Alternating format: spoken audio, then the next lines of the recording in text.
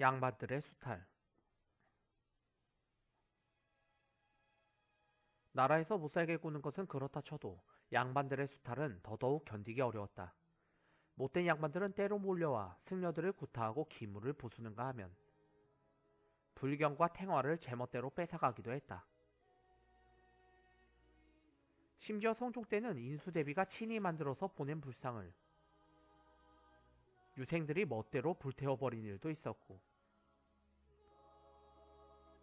중종 때는 양반들이 제멋대로 왕실의 보호를 받던 절로 들어가서 절간의 불상과 불경을 도둑질에다가 급기야 절간을 모두 태워먹은 일도 있었다. 왕실의 비호를 받고 있던 절들도 이러했으니 지방의 사찰들은 사정이 불보듯 뻔했다. 그래도 양반들은 절간이 조용하다고 해서 과거 시험을 준비하기 위해 절간으로 들어가는 일이 많았다. 이런 경우에는 절간도 양반들 덕에 어느 정도 보호를 받을 수 있었다. 그러나 이것도 꼬투리를 잡으려면 허물이 되었다. 율곡이인은 과거 준비를 위해 1년간 금강산에 들어간 뒤 불교에 입문한 일이 있었는데, 이때의 일이 다른 사대부들에게는 평생의 놀림감이 되었던 것이다. 그때 율곡이이도 중들처럼 머리를 잘랐을까? 불시에 심취했을 때니 아마도 상투를 자르고 중대가리를 만들었겠지. 하하. 한편 절은 양반들에게는 만만한 유흥장이기도 했다. 경치도 좋겠다. 즐기면서 놀러 가는 거지. 그러면서 양반들은 절간의 기생들을 불러 술 파티를 열고 풍악을 울렸던 것이다.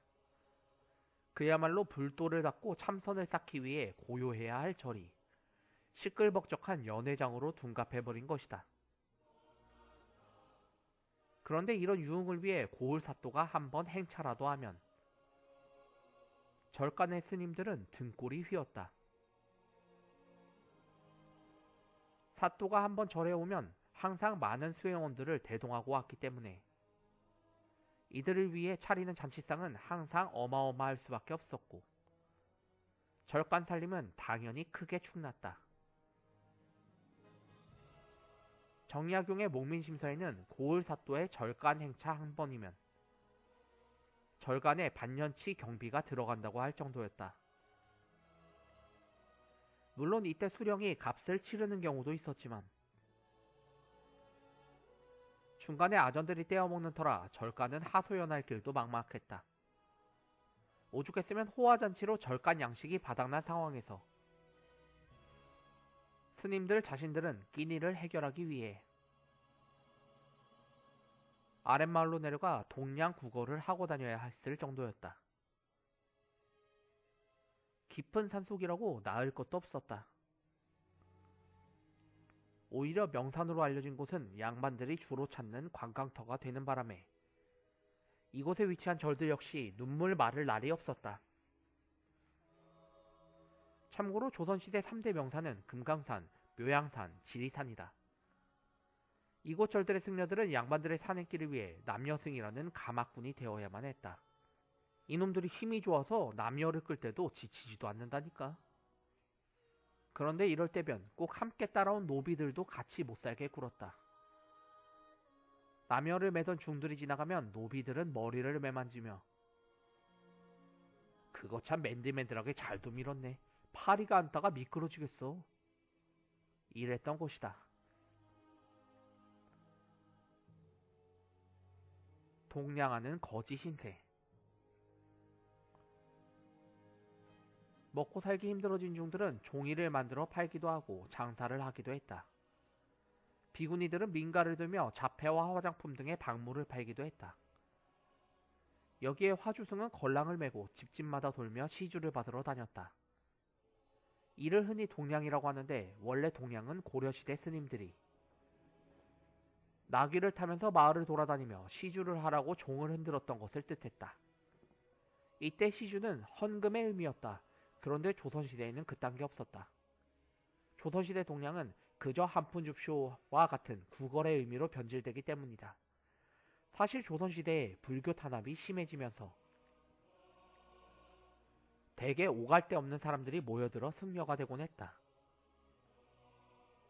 이들 중에서는 어려서 고아가 되어 절에 들어오니, 죄지어 숨어 들어오니, 세금에 짓눌려 도망쳐 오니, 빚지고 몰래 숨어 들어온 이들도 많았다. 그러나 진심으로 깨달음을 얻고자 승려가 되려는 사람도 있었다. 이런 스님들은 글도 꽤 읽고 시도 지을 줄 아는 지식층이었으니 주위 사람들로부터 받는 수모가 더더욱 견디기 힘들었을 것이다. 다만 모두 이렇게 비참한 삶을 살았던 것은 아니다. 민간에서는 시주를 하면 집안의 어린아이에게 재앙이 끓지 않는다는 믿음이 있어서 기꺼이 양식을 퍼주는 사람들도 많았다. 그런가 하면 불심이 깊은 부자를 신도로 두게 되면 커다란 재물을 시주받고 나름 호의호식하는 승려들도 없지 않아 있었다. 혹은 문예의 조예가 깊은 승려들은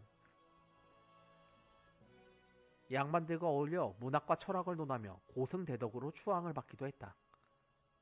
그러나 대부분의 승려들은 매우 고달픈 삶을 살아야만 했다.